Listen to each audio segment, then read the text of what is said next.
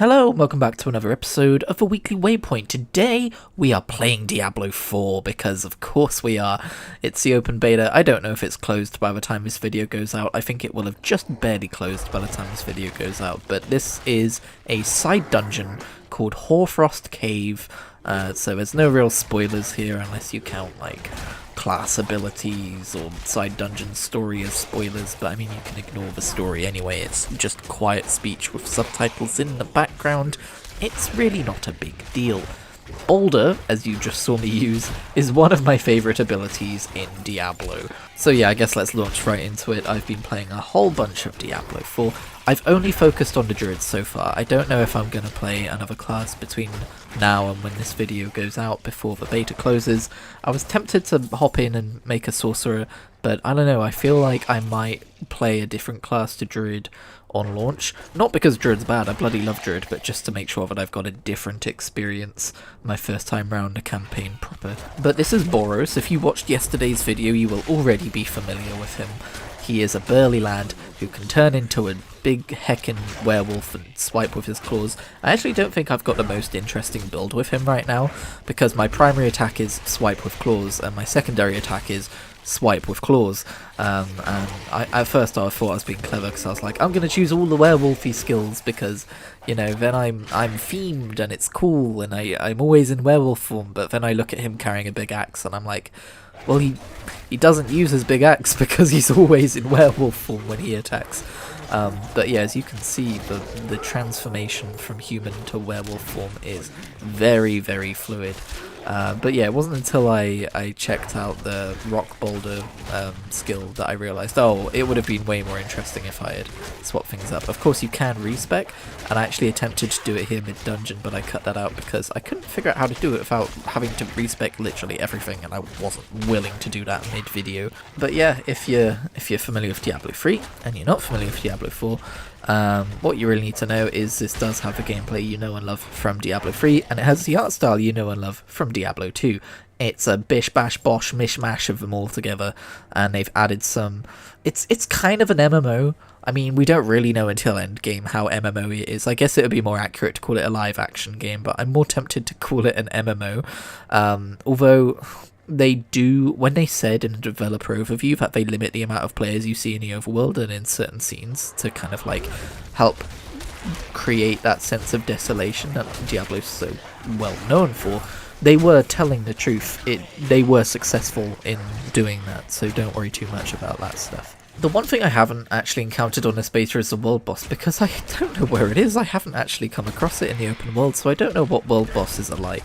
But I have done like the world events and stuff, and you know, it's just handy having other players pop in. All loot is personal loot, you don't have to worry about communicating with people, and it is nice to be running around Kyovashad, which is the main city hub area of Act 1, and seeing other players there too. I actually really like seeing other players in the city hub. It makes it feel like, I don't know, like more of a living, breathing world, like more like you're a part of something, some game, like you're not... When you're playing Diablo 3, it very much tends to feel like even with the latest season when everyone was playing it, it still felt like I was kind of playing this old game by myself. And, you know, one of the things I like about MMOs isn't necessarily forming or grouping up with a guild and running content together every week. That's not really the kind of player I am. I like just seeing other players out in the world organically.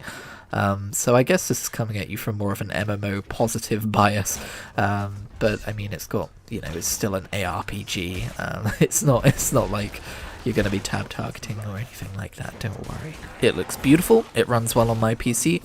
I've heard there are some technical hitches on lower end PCs, which is a shame. I hope they get that figured out in time for release, and I guess that's what a beta is for. Although I do have a gripe to make with Blizzard in terms of their beta. I encountered a graphical bug, as you may have seen in my video, with my poor druid. He had his wolf skeleton in his human skin, and it looked very painful for him, and it was very creepy. And I was like, I should probably report that graphical bug. And I found where the report bug button was hidden away somewhere, and I clicked it, and they said, we are not currently receiving bug reports at this time. And I'm like, what are you talking about? That is literally the point of a beta. But, you know, what the heck do I know? But yeah, in terms of Diablo 4 Act 1, at least that's what we got to play so far. absolutely solid sequel, everything I hoped it would be. Very high hopes for the future. I really hope they continue building on this game and don't Reaper of Souls this. You know, I hope, like, I'm down as long as they, you know, do the cosmetics right. Like, just make it cosmetics only in terms of microtransactions, and they don't, like, only put cool gear for microtransactions and make you look... I mean, I already think I look pretty damn cool on my druid at, like, this level 20 gear, but what I'm trying to say is I'm down for the live service seasonal rotation stuff for this game. Yes, please. Keep this game alive.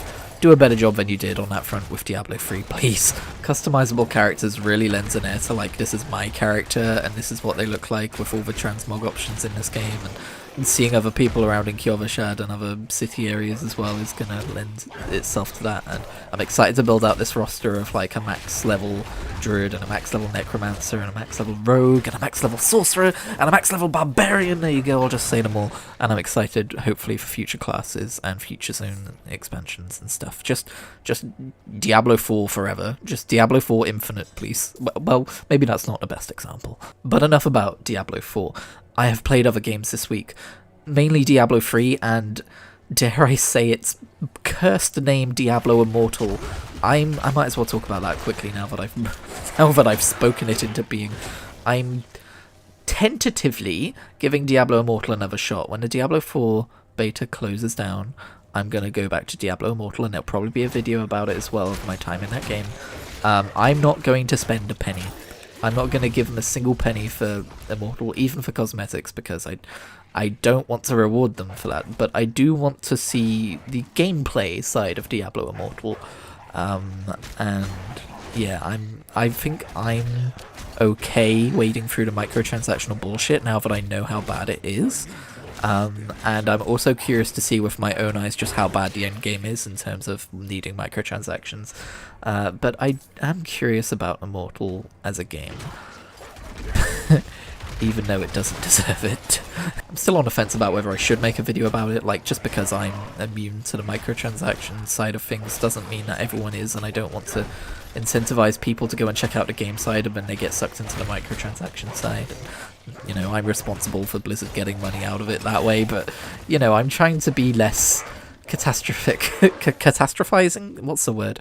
I'm trying to be less like that. I'm trying to be a little bit more things within my realm of what I do and not worrying too much about the ripple effect of what happens to other people in regards to that. I mean, I'm still worried about it, I always will be, but I think it's a little unhealthy to the amount that I obsess about that kind of thing. Wow, that went to some places, didn't it? I was just going to talk about a Diablo game. In terms of the history binging thing that I was talking about last week, I finished my Rome... I nearly said medieval Rome.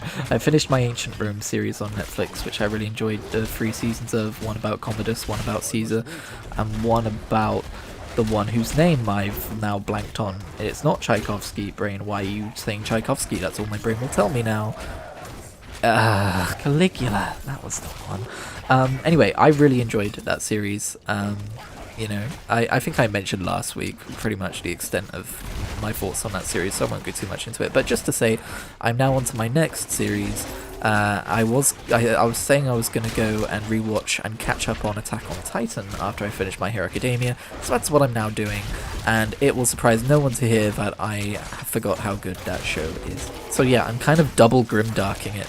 And by the way, people who have heard me talk about, like, the themes of, like, stories which are dark might be surprised to hear that I like grimdark things, because I've talked before about, oh, The Last of Us, you know, I have trouble watching that because it's just too bleak, and I think there's different flavours of dark, and I think grimdark I'm okay with, and I think, like, melancholic I'm okay with. It's just bleak, you know, like, there's a subtle difference, but it is there.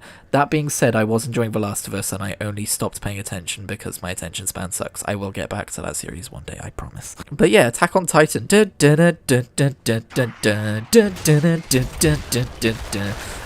interesting when you rewatch something that you've only seen half of, because you know that your questions are going to be answered, because like with My Hero Academia, I kind of waited until there was a lot of it out at once so that I didn't have to do the thing I've realised I did with RWBY, where I'd watch it season by season, and every season I kind of forget a little bit more about what happened in the previous season, to the point where when I pick it up now I kind of don't know half of what's going on because I've forgotten most of it. By the way, RWBY's on the list after Attack on Titan. But it's also interesting on the rewatching side of things, because I'm like, oh, I never really noticed, like, when you first meet Eren, he has like this weird prophetic almost vision of events to come, and I have some theories about that. And there's like, I don't even know if I put any stock into that when I first watched that. God, would it have been 8 or 9 years ago now? Isn't that anime quite old, the first season? It's one of the reasons why I stopped watching it, because it was taking so long to come out and they weren't answering any questions, and I was just getting fed up. I remember I literally said, I'm just going to come back to this when it's finished, and now I believe the final season is in the middle of airing, so I'm like, yeah, sure. Now's the time to get back into Attack on Titan. I'm looking forward to it. But also I hear really exciting things are happening in RWBY, and I'm like, do I want to just like start from where I left off, which I believe was like not this season but the previous season, or do I want to rewatch it? And I'm thinking about what I know about RWBY, and I think I need to rewatch it, so that might be in my future. Also, speaking of anime, My Hero Academia season 6 ended, and I have so many thoughts on that. But I did go to make a thoughts on video about that, but the thing I realised is because I already talk about that anime so much with my friend Reese, I don't really have it in me to just rehash everything we've talked about in a video. The need to get my thoughts out about a thing is less apparent when, you know, I've got someone to talk to about a thing I'm watching. So, I don't know, like, if you want me to make a video about my thoughts on My Hero Academia, I'm sure I can muster up like 20 minutes of thoughts. But other than that, I don't really feel like a driving need to get those thoughts out there. All I'll say is it's a fucking amazing show, and Season 6 goes way harder than it needs to. Season 6 is like octaves above the rest of the anime in terms of shit that goes down, and the rest of the anime isn't dull by any means. So yeah, it's good stuff. Also, just before we finish this video, I want to mention that the Nintendo eShop closes... Oh god, is it today? I'm recording this on the 26th, I think it closes on the 27th, so I'm not sure if there's even time left to get your final purchases in, but my final purchases were Etrian Odyssey 1, 2 and 4 because they were super cheap, as well as Harvest Moon A Tale of Two Towns because it was super cheap, as well as Pull Blocks because YouTubers won't stop going on about how good Pull Blocks is, but unfortunately I couldn't afford the full series. But yeah, that kind of marks the end of my 3DS shopping spree. Some people might be like, just emulate that stuff, it's all abandonware now, why are you spending money on it? But I do still kind of want to own it and play it on the original hardware, especially for Etrian Odyssey. There's definitely merit for playing that on the original hardware. But in terms of games I've bought because the eShop's closing over the last year, I did also buy Dragon Quest 7 and 8. I really wanted to get Bravely Default, but unfortunately I was not able to. There were a lot of 3DS games I wasn't able to grab, unfortunately. But you know, I got some small ones as well, like Tap and Go. Just like fun little puzzle games to melt your brain at night. Anyway, that's going to do it for me. Thank you so much for watching. I will see you next week. Wait, no, shut up me. I forgot to talk about the biggest thing that happened in regards to the channel for quite some time. I put out a video about it, but nobody watched it, so I'm going to mention it here instead. Fuck you guys. My shorts, no, not the item of clothing, but just the shorts feature on YouTube, which I kind of wrote off as they're just copying TikTok, because let's face it, they're just copying TikTok. But turns out I'm a dinosaur, and that's the only way people want to consume content these days. And if you want to remix your content into shorts, you can do that on mobile very easily. Well, I say very easily. The feature's easy to use, but it's a little buggy about when you clip things to end and stuff. But for the most part, it's very easy to make these shorts. And I've been making shorts from videos with like less than 10 views, and these shorts have been getting up to like 1.4 thousand views, and that's amazing. And you know, they've been getting likes and comments and stuff. People have been enjoying them. You know, it's just like 15 seconds of their time a day, but I've been making people laugh and smile for a brief moment in their day, and that's all I ever really want to do with this kind of thing, so I'm positively delighted. Plus, we broke 100 subscribers this week, because of people just being like, hey, I want to see more shorts like this, and subscribing to the channel, and that's amazing. We're already up to 110 subscribers as well, so we're still going strong. So I'm not going to become a shorts only channel. My aim is to still work as I've always worked, you know, an edited video a week and weekly Waypoint and all that, but to make clips out of my edited videos and have one of them per day, which is a mine which will eventually run dry if you're keeping track, which is a little bit concerning, but that's a future Christian's problem. I've got so many videos to mine for shorts content, and so one of those will be being uploaded per day, so that's cool. I just hope everyone doesn't unsubscribe when they realise I'm out of Skyrim content after a week, you know? But hey, maybe I just need to go record more Skyrim content. But it's delightful, it's very validating, and I'm glad people enjoy the shorts. So, yeah, that's all I wanted to say on that front. I really am ending the video this time. We ran out of footage long ago, so, yeah, okay. Thanks. Bye.